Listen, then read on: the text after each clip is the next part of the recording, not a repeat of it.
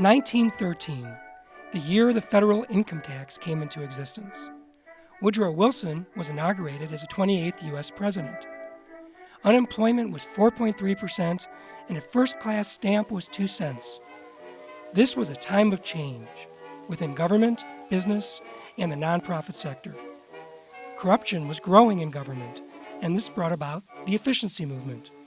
The movement resulted in the creation of bureaus to study how to make government more efficient. In Milwaukee, the first one was set up by the early socialists. When the socialists were voted out, the bureau disappeared. But it was at that point that a number of business leaders looked at what that had done, looked at their own businesses that were beginning to talk about efficiency experts and things like that, and decided that they needed an efficiency organization on the outside. And that's how business became actually its first and primary sponsor, supporter. They set it up. And it became the Milwaukee Citizens Bureau of Municipal Efficiency and continues today as the Public Policy Forum, one of the oldest continuously operating independent research groups in the country. It was intended to study government and to make suggestions for improvements in government. It's really interesting that so many of those early bureaus of efficiency, sometimes they were called municipal research bureaus, so many of those nonprofit bureaus really fell by the wayside. I think the Milwaukee Bureau survived because it really kept its focus on doing impartial research that was credible, that the newspapers agreed was impartial and nonpartisan, and making concrete recommendations. Thomas Hinckley was the forum's first director, but under the long leadership of Norman Gill, the template was permanently set. The principles of impartiality, nonpartisanship, and providing sound, timely, and useful research created tremendous credibility for the organization. Mr. Gill was fabulous at translating governmentese into English and why something was important. And for example, to read the reports that he issued, anybody could read them, anybody could understand them. He always made his points very clearly. So he was almost like a translator. He spoke in regular English, but he understood government English. America was changing, society was changing, Milwaukee was changing, it needed to change. And so it really shifted from being a kind of a rich man's anti-government, cut the cost of government, into a research bureau that did objective research, not hostile or adversarial, did not have a political philosophy that government was bad and the only good thing was to cut taxes. And the other thing they did is they broadened their base. These recommendations brought about change, a change that resulted in the hiring of the first woman director, Jean Tyler. Under her tenure, the name changed from the Citizens Governmental Research Bureau to the Public Policy Forum. She created annual government awards, today known as a Salute to Local Government.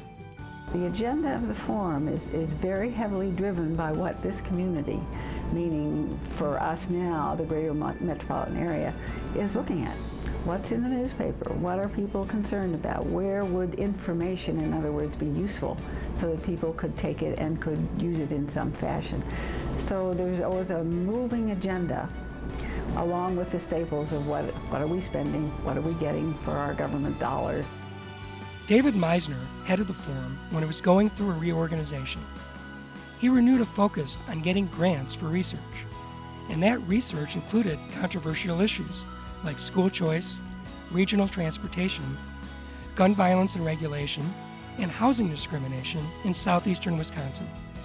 It was shifting from being a kind of a government reform and recommendations establishment to being much more of a research establishment.